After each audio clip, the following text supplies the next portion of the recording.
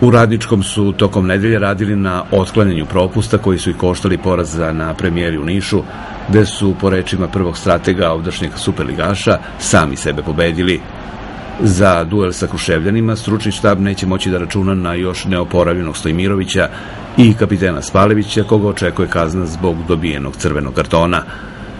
Iako je izostanak vrsnog golgetera svakako veliki hendikep, optimizam ne napušta Kragujevčane pred duel sa ekipom koja je već na startu potvrdila nesporni kvalitet.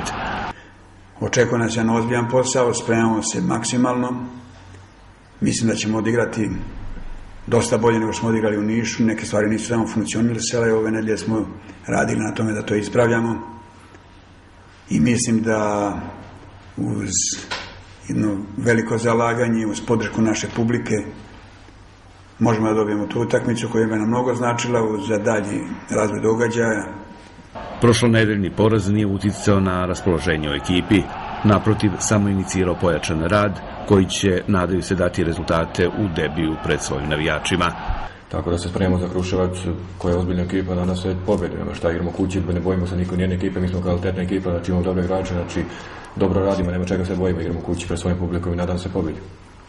Radnički i Napredak utakmicu drugog kola Jelen Superlige odigraće u subotu na gradskom stadionu. Početak duela zakazan je za 17 sati i 30 minuta.